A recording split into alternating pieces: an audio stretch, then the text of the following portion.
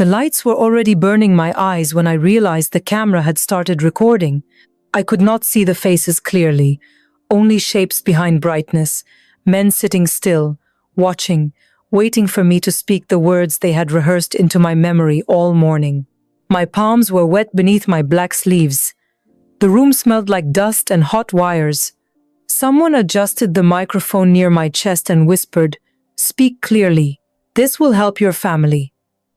Those words felt heavier than chains. Help your family. Honor. Reputation. Obedience. I heard them louder than my own heartbeat. A red light blinked on the camera. Live. Thousands were watching somewhere beyond that lens. My throat tightened. I knew what they wanted. I knew what I was supposed to say. Deny him. Deny Jesus. My lips trembled before any sound came out. I remembered my mother's warning the night before, her eyes swollen from crying. Just say the words and everything will return to normal. Normal. A life where fear decided what truth was allowed to exist. The man beside the camera nodded impatiently. Begin. My voice sounded unfamiliar when it finally emerged, thin and distant, as if someone else was speaking through me.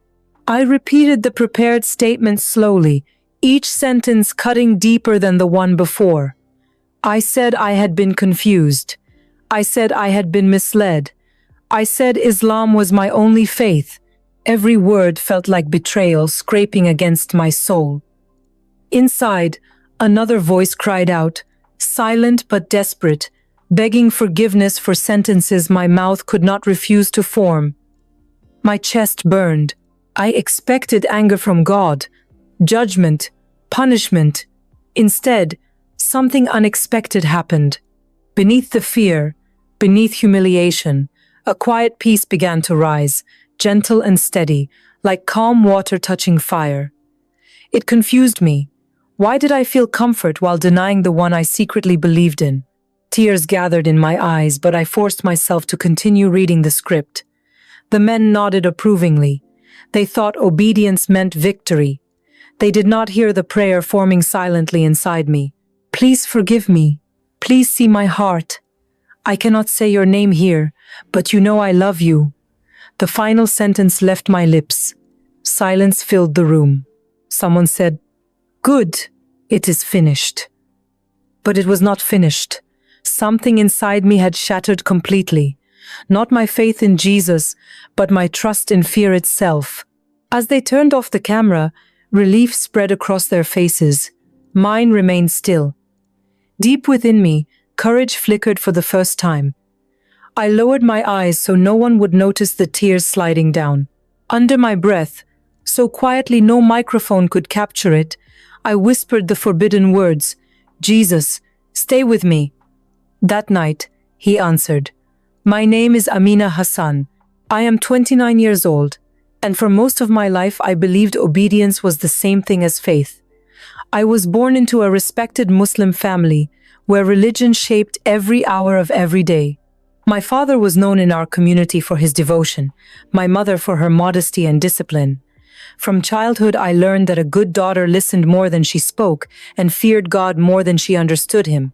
The first sounds I remember each morning were the call to prayer echoing through our neighborhood before sunrise. I would wash my face in cold water, stand beside my mother on the prayer mat, and repeat words I memorized long before I understood their meaning. Everyone praised me for being obedient. Inside, I only felt tired. As a girl, I loved stories, especially ones about mercy and kindness, but most lessons I heard focused on punishment and shame. Teachers warned us constantly about hellfire, about dishonoring our families, about questioning authority. I learned early that questions were dangerous things. When I was 10, I asked why God seemed angry all the time. My teacher's smile disappeared, and she told my parents I needed stronger discipline. That night, my father spoke gently but firmly. "Faith means submission, not curiosity." I nodded, even though something inside me felt small and unheard. Growing older meant learning new rules. How to dress, how to lower my gaze, how to silence opinions. Marriage conversations began before I turned 20, Everyone said these expectations protected me, yet I often felt like a guest inside my own life. I prayed sincerely, begging Allah to make me faithful enough, grateful enough, pure enough. Still, an emptiness followed me everywhere, especially at night when the house became quiet and my thoughts grew louder. I wondered why closeness to God felt so distant despite my effort. I never told anyone about that loneliness. Outwardly, I was the example others admired. Inwardly, I felt like someone searching for a door in a room without windows. Sometimes, during prayer, I whispered personal words instead of memorized ones, hoping God might respond in a way I could feel. Silence always answered back. I assumed the problem was me. Maybe my heart was defective. Maybe faith was supposed to feel heavy. Years passed like this until the day everything began to change, though I did not recognize it then. Before I continue, I want to speak directly to you watching me now. If stories like mine help you understand hidden struggles people carry in silence, please subscribe, like this video, comment your thoughts, and share it so others searching quietly can find hope too. I once felt completely alone, and maybe someone listening right now feels the same. My life looked stable from the outside, but inside, I was already beginning to question things I had never dared examine before. The first doubt came unexpectedly during an ordinary evening prayer, when a single thought entered my mind and refused to leave. What if God was not distant at all, but I had been taught to look for him in the wrong place? The thought followed me everywhere after that night, quiet but persistent, like a whisper I could not silence. I tried to pray longer, reciting verses more carefully, hoping discipline would erase the question forming inside me. Instead, sermons at the mosque began to sound different. I noticed how often fear was used to control behavior, how mercy was described as something fragile that could disappear with one mistake.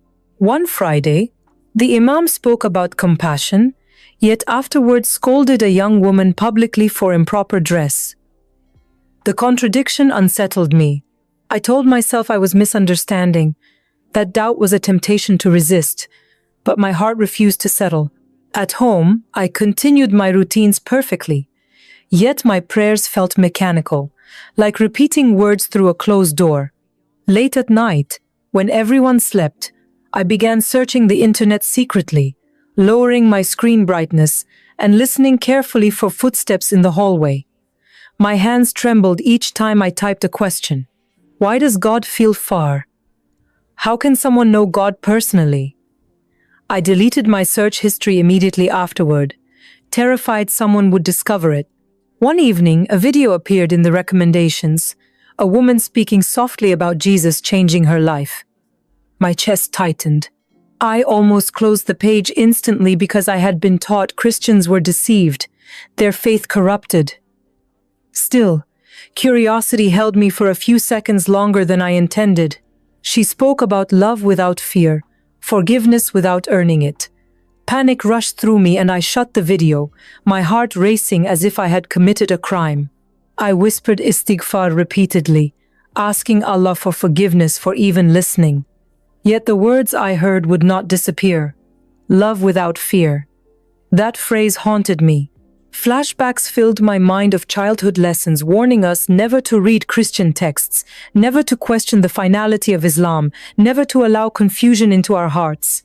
Fear had always guarded the boundaries of belief. Now curiosity pushed against those walls. For days I resisted searching again, but the silence inside me grew heavier. During prayer, I found myself wondering what kind of God would invite questions instead of punishing them. The idea felt both dangerous and strangely comforting. One night, unable to sleep, I sat on my bed staring at my phone for nearly an hour. My finger hovered over the screen while my thoughts argued fiercely. If anyone finds out, your life will be destroyed. But another voice answered gently, what if truth is worth the risk? My breathing became shallow. I locked the door even though everyone was asleep. Slowly, carefully, I opened the App Store and typed a single word, Bible. Dozens of results appeared. My hands shook so badly, I almost dropped the phone. I hesitated one last time, imagining my father's disappointment, my mother's tears, the shame that would follow. Then something unexpected happened. Instead of fear growing stronger, a quiet courage settled inside me, calm and steady. I pressed download. The progress circle began to move, small and irreversible. As the application installed, I felt as though I had stepped across an invisible line I could never uncross. And deep down, I knew my life had just changed forever. For several days after downloading the Bible app, I did not open it. The icon sat quietly on my phone, like a secret breathing beside me. Every time I saw it, fear tightened my chest.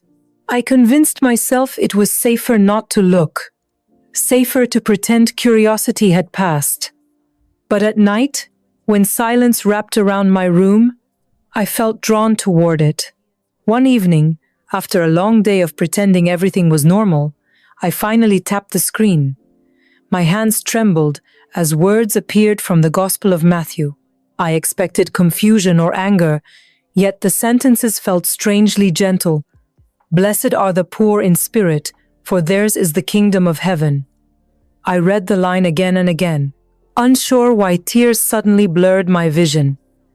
No threat, no warning, only invitation. I quickly locked my phone when footsteps passed my door, my heart pounding loudly enough that I feared someone might hear it. That night, sleep came slowly, filled with restless thoughts. When I finally drifted off, the dream began. I stood in a wide-open place filled with soft light, brighter than sunlight but not painful to look at. There was no sound except a deep peace that seemed alive. A figure approached from a distance. I could not see his face clearly at first, yet I felt completely known, completely safe. My fear disappeared before he even spoke. Then I heard my name, Amina, spoken gently, not as a command but as recognition. The voice carried warmth unlike anything I had experienced in prayer before. I wanted to fall to my knees, yet I also felt lifted, as if shame no longer belonged to me. He said nothing complicated, only, "Do not be afraid. I see you." The words filled me with overwhelming emotion. I began crying in the dream, releasing years of hidden loneliness. When I woke suddenly, my pillow was wet with real tears. The room was dark, but peace remained, stronger than the dream itself. My heart beat slowly, calmly, as if held by invisible hands. I sat up, confused and trembling. I had never experienced anything like that before. Without thinking, I opened the Bible app again. My eyes fell on a verse I had never seen. "Come to me, all who are weary and burdened, and I will give you rest." The words felt like an answer spoken directly into my life. I whispered them aloud, afraid yet comforted. Rest. I realized I had been spiritually exhausted for years without understanding why. Over the following days, I read secretly whenever I could, hiding my phone beneath blankets or inside books. Jesus' words shocked me. He spoke about loving enemies, forgiving endlessly, knowing God as Father. Instead of demanding perfection first, he offered grace before change. The contrast unsettled everything I believed about approaching God through fear. I smiled more without realizing it. I felt lighter during ordinary moments. My mother noticed first. She studied my face during breakfast and asked quietly, "Why do you seem different lately?" Panic rushed through me. I lowered my eyes quickly, searching for an excuse. But inside I sensed something unavoidable approaching. For the first time, my inner transformation was beginning to show on the outside, and I feared it would not remain hidden much longer. From that moment forward, my life divided into two realities that existed side by side but could never meet. Outside, I remained the same obedient daughter, attending prayers, wearing modest clothing, speaking carefully so no suspicion would rise. Inside, everything had changed. Each morning I performed wudu and stood on the prayer mat beside my mother, reciting familiar Arabic verses, yet silently my heart spoke different words. Jesus, are you really listening to me? The thought alone terrified me, but it also brought comfort I could not deny. I felt guilty constantly, afraid I was betraying my family, my culture, even my own identity. Yet when I tried to stop reading the Bible, an emptiness returned immediately, deeper than before. So I continued secretly, balancing fear and hope like fragile glass in my hands. My anxiety grew sharper when relatives visited. I worried someone would notice how carefully I guarded my phone or how often I retreated to my room. At night, I placed headphones under my pillow and listened quietly to online sermons from believers around the world. Their voices sounded free, joyful, unafraid. One evening I joined an anonymous online church service for the first time. I turned the volume almost completely down, watching people sing with lifted hands and closed eyes. No one monitored them. No one threatened punishment. They worshipped as if God welcomed them personally. Tears streamed down my face before I understood why. I had never seen faith expressed with such peace. A woman on the screen prayed, thanking Jesus for loving people even in secret places. Her words pierced my heart. I whispered along softly, barely moving my lips. For the first time, prayer felt like conversation instead of obligation. Still, fear followed me everywhere. I imagined worst possibilities constantly. My father discovering my searches, neighbors gossiping, community leaders confronting me. During family dinners, I spoke less, afraid my thoughts might accidentally reveal themselves. My younger brother joked that I had become too quiet. My mother watched me with growing concern. "Are you unhappy?" she asked one afternoon while folding laundry. I forced a smile and said I was only tired. The lie burned inside me. Living two lives exhausted my soul. Yet every time I considered abandoning this hidden journey, I remembered the dream and the peace that followed. That peace felt more real than fear. One night, during online worship, the pastor read from the Gospel of John. "You will know the truth, and the truth will set you free." The word free echoed in my mind long after the service ended. Freedom felt impossible in my world, yet something inside me believed it was coming. I closed the app quickly when I heard footsteps approaching my door.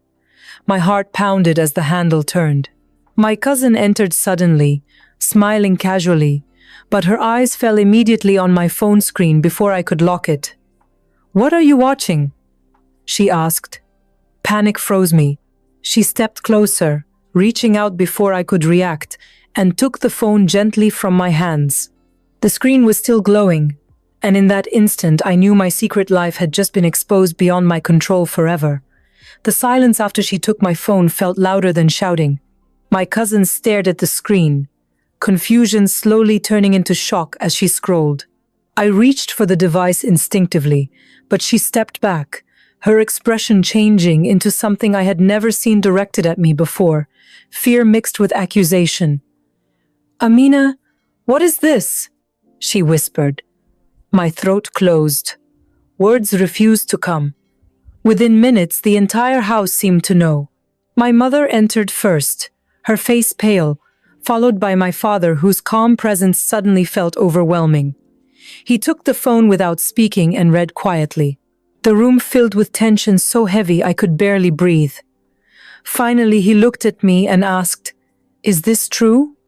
His voice was not loud, which made it worse. Tears burned my eyes as I struggled to answer. I wanted to explain the peace I felt, the dream, the questions, but all I managed was silence. My mother began crying immediately, covering her face as if mourning a death. "What did we do wrong?" she kept repeating. Shame wrapped around me like chains. Relatives were called. Advice poured in through phone calls and messages. Some said I had been manipulated online. Others warned that my behavior would destroy our family's reputation. That evening, two local religious leaders arrived.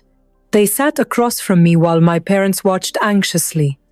One spoke gently at first, explaining that doubts were normal but dangerous.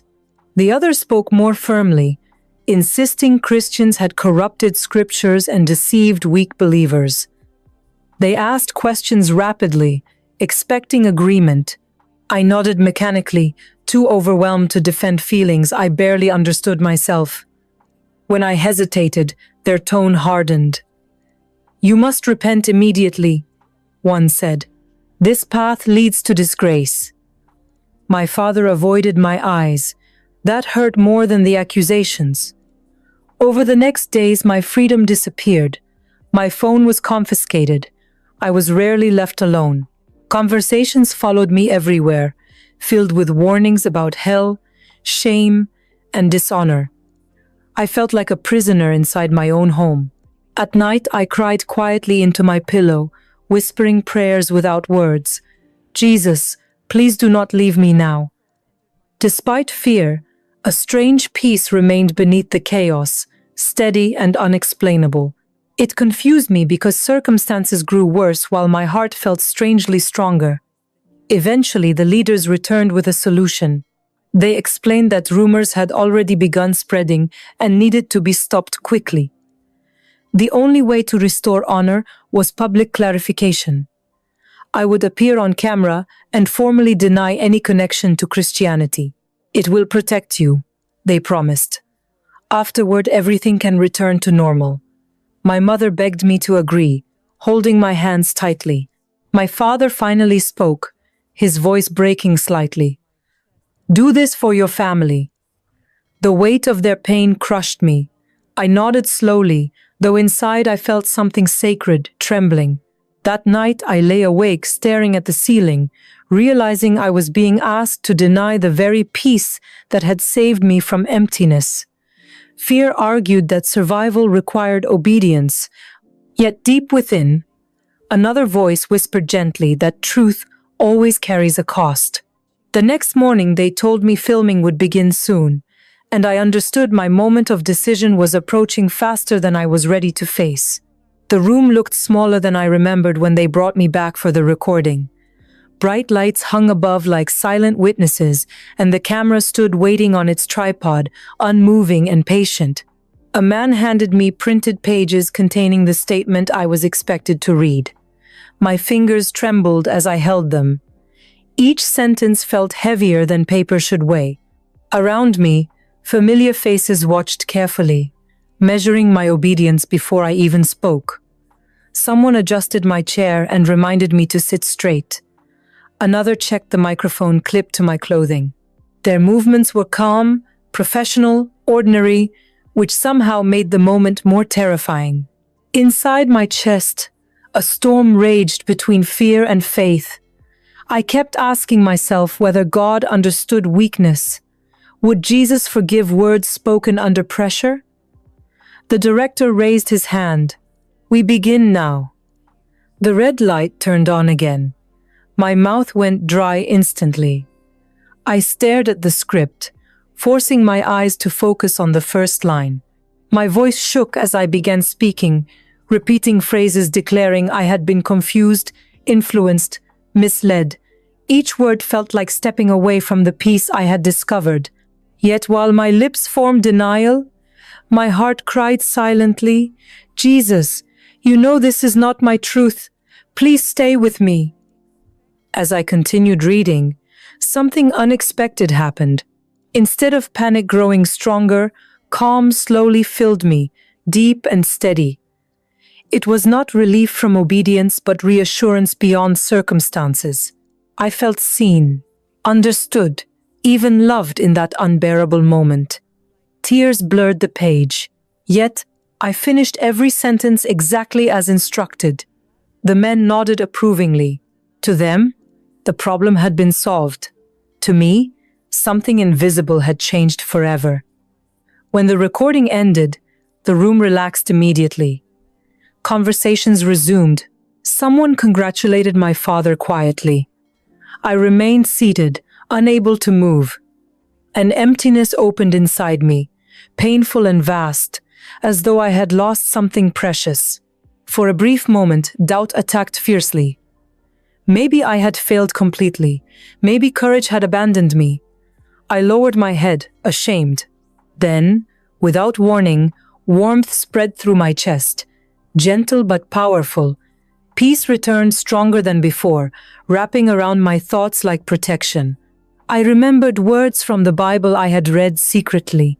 My grace is sufficient for you, for my power is made perfect in weakness. The verse echoed in my mind repeatedly. I realized I was not abandoned. Even in denial, he had stayed near. That understanding broke something inside me, not faith, but fear. I walked out of the building quietly, while others spoke behind me. The sky outside looked brighter than usual, the air cooler against my face. For the first time since my exposure, I felt clarity instead of confusion. They believed the story had ended with my obedience. They did not know a decision was forming inside me, growing stronger with every breath. That night, alone in my room, without a phone, without privacy, without certainty about the future, I whispered into the darkness, "If you are truly with me, show me what to do." Silence followed for several seconds, yet it did not feel empty. Instead, it felt like waiting before dawn. In that quiet moment, courage replaced hesitation, and I knew I was about to do something that would change my life forever. Sleep did not come easily that night.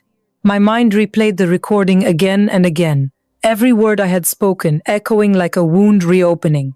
Yet, beneath the regret, something new had awakened inside me, a determination I could not explain.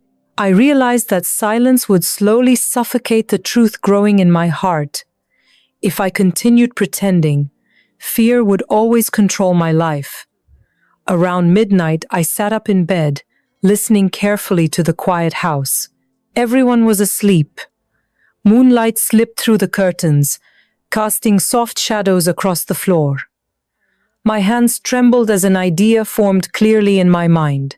If they could record my denial, I could record my truth. The thought terrified me immediately. The consequences were obvious: rejection, anger, possibly danger, but the peace I felt whenever I turned toward Jesus felt stronger than the fear of losing everything. I borrowed an old device my brother rarely used, hiding it beneath my blanket. My breathing grew shallow as I opened the camera application. For several minutes, I stared at my reflection, unsure where to begin. Tears filled my eyes before I even spoke. Finally, I pressed record. "My name is Amina," I whispered, my voice shaking. Words poured out faster than I expected. I spoke about the dream, the peace, the questions I had hidden for years. I admitted that the public denial was spoken under pressure, not belief. I expected panic while speaking, but instead I felt freedom expanding with every sentence. It was the first time I had told the truth without fear interrupting me. When I finished, silence filled the room again, but this time it felt sacred. Uploading the video felt like stepping off a cliff. My finger hovered over the button, while doubts screamed warnings inside my mind. What will happen to your family? What if no one understands? I closed my eyes and whispered, "Jesus, I trust you," then pressed upload. The screen confirmed it was posted anonymously. Immediately, fear rushed back. I hid the device and lay awake waiting for consequences that did not come. Morning arrived quietly. Hours passed. My heart pounded every time someone called my name. Late that afternoon, I secretly checked the video again. Messages had appeared beneath it. Strangers wrote that they were praying for me. Some shared their own hidden struggles.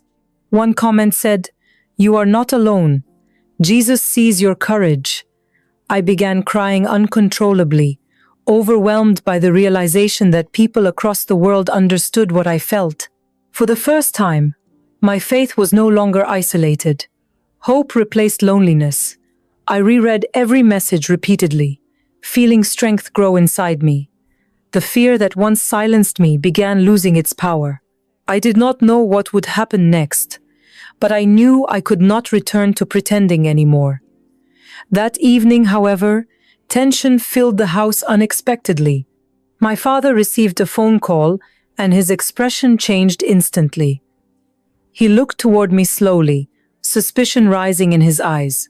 My stomach tightened as he asked quietly, "Amina, is there something you want to tell us?"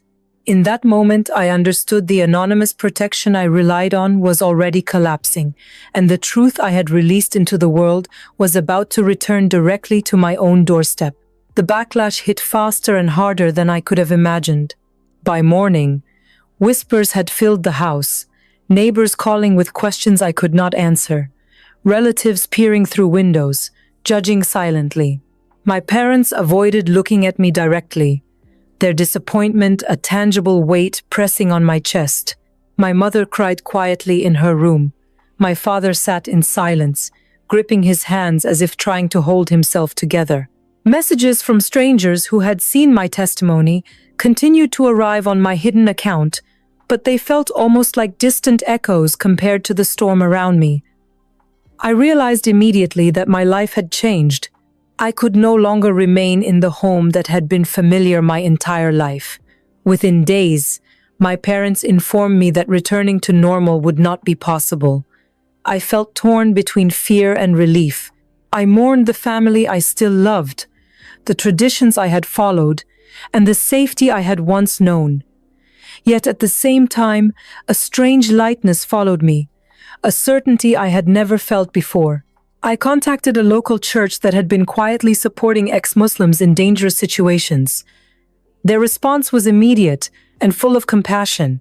They provided a safe place to stay, encouragement, and guidance on living out my new faith in secrecy at first. For the first time, I felt truly seen, without judgment. Each night, I knelt alone in my small room, reading the Bible and praying aloud. Verses that had felt abstract before now resonated deeply. Cast all your anxiety on Him because He cares for you. I wept freely, releasing years of fear, guilt, and loneliness. Memories of my old life, family dinners, whispered corrections, lessons about shame surfaced constantly, but they no longer held the same power over me. I realized I had been living under conditional love all my life, and now I was experiencing the unshakable, unconditional love of Christ.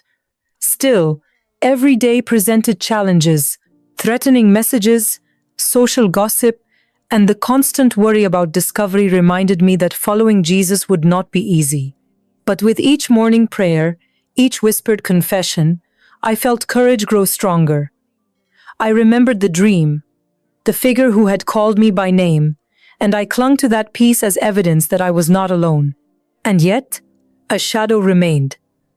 I knew the final confrontation with someone powerful in my family or community was approaching, and I wondered if I could stand without collapsing under their authority. My body shook at the thought, but inside, a quiet voice whispered, "You are ready. You are not alone. The strength you have found in me will carry you through what is coming." For the first time, fear no longer dictated my steps. I was no longer hiding completely. I had a new family in Christ, a spiritual home where love was steadfast, and I knew that no matter what the world said, I could face the next storm with courage anchored in Him. The time was coming when my truth would have to be spoken directly to those who had tried to silence it, and I realized I was prepared. The morning air was heavy with tension as I approached the familiar house, the place that had been my world and my cage. My hands shook slightly, but my heart carried a calm I had never known before. I had spent countless nights praying, reading, and rehearsing in my mind what I would say. This time, I would not hide behind fear or obedience. I entered the room where my father and the imam waited. Their faces were stern, expectant, and I felt the weight of generations pressing down on me. I swallowed, recalling the peace from my dream, the whispered promises that I was not alone. Amina, my father began, voice strained. You have caused shame.